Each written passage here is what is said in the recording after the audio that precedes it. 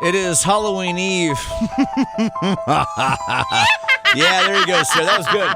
It's Kyle, Brian, and Sarah Mix. Welcome to another spooky story you can't explain. And the timing of this is unbelievable. We have Reverend Daniel with us right now. This is not made up. He is a real Reverend in real life. And by the way, this guy showed up to our can drive a couple weeks ago. He's pretty awesome. But the irony in what he does is truly unbelievable. This guy is a Reverend, but he grew up in Hell, Michigan. And who better to tell a spooky story that I'm sure is going to send me into an... If there's anybody that's going to make you a believer, Brian, by the way... Be respectful. If you are newer to this, Brian is always the skeptics of those stories that are kind of unexplainable but actually did happen. I thought it was blasphemous to believe in this kind of thing. Is it not? Reverend Daniel, so good to see you again. And by the way, thank you for the great souvenirs and gifts that you all brought the way us from Hell, Michigan. From Hell, Michigan. Unbelievable. Look at this, my favorite, a picture frame. It's the green sign that says the name of the town, Hell, icicles dripping over the top of it. He comes in and says, see, proof that hell can freeze over. And appropriate with it being Halloween Eve, and yet here he is. Just so great. Reverend Daniel, we know you're from Hell, Michigan, but here you are as a Reverend now. Where are you? Where are you working? Who do you lead? And we can't wait to hear your story here in just a second. Yeah, I'm the senior minister at Hilliard Memorial Christian Church in downtown Raleigh. And one of the coffee mugs that I brought you was the one that says, all are accepted in hell, but all are accepted and welcome at Hilliard Memorial Christian Church. It's got the rainbow on the flames of hell on the mug. I can't. So good. I can't get over the irony of what he does now and where he grew No up. one can. But what's unbelievable is he's in here with us right now, but you also kind of have that spooky story you can't explain. Yep. But for you, maybe you can explain it and make a believer out of Brian.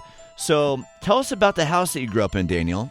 Well, so I grew up in this little town, and, well, when we were digging out for the basement to build the house that I grew up in, we discovered a skeleton. What? Yes, and so we had to call the police to come and I investigate, bet. and what they discovered was that the skeleton was about 200 years old. Whoa! And so this was before settlers really started to come into Michigan area and everything, but they discovered that it was actually a white male.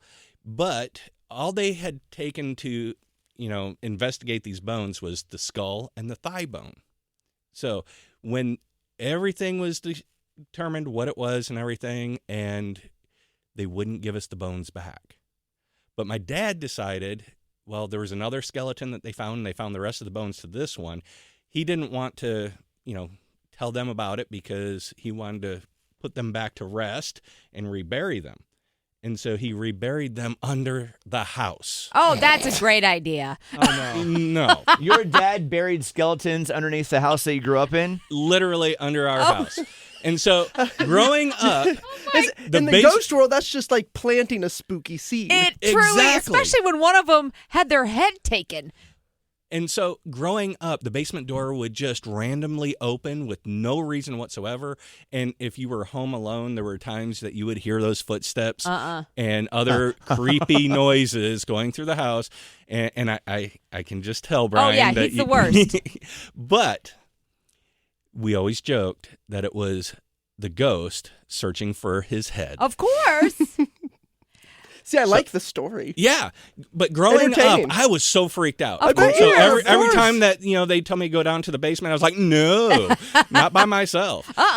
So they actually bought me a book of Gus the Friendly Ghost. And so we named him Gus. Okay. Well, that's a clever way of dealing with it. Reverend Daniel still wasn't going in that basement, though, even after reading that book, I tell you that. That is a story. I cannot believe your dad's like, we'll just move this guy. It's fine. When you were 6 or 7 years old, I had a basement, too, growing up. And nobody likes the basement. Is it? Yeah, it was not a finished basement. I had an old house, and going into the basement as a 6-year-old was terrifying. I did not want to do that, let alone if I knew that there were bodies buried and skeletons underneath the house that I was growing up in.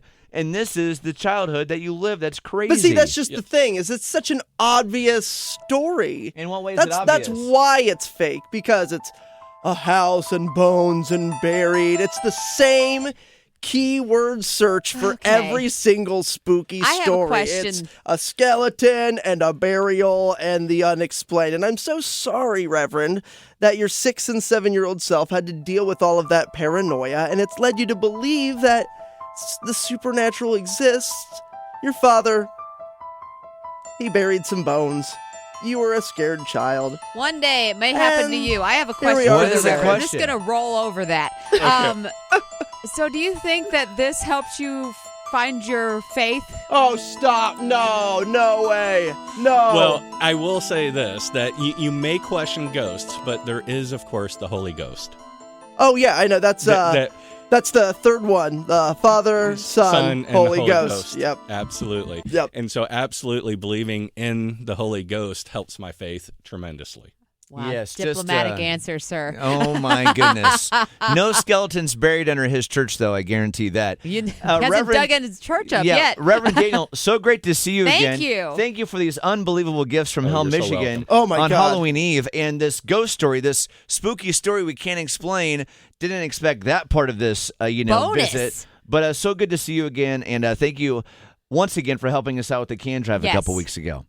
Another edition of Spooky Stories You Can't Explain from a Reverend in downtown Raleigh. From Is it Hell, downtown Raleigh, Michigan. Yes, Okay, downtown Raleigh. How From far Hell, is Hell, Michigan. Michigan from where Eddie, your husband, grew up? Eddie grew up. He grew up in Kalamazoo and Troy, So what's Okay, how far that's is that? kind of the other side of Michigan. oh, but- Gotcha. other side Yeah. of the mitten.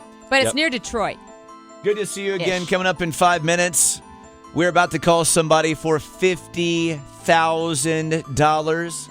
It's Kyle, Brian, and Sarah at Mix 101.5. Kids from across the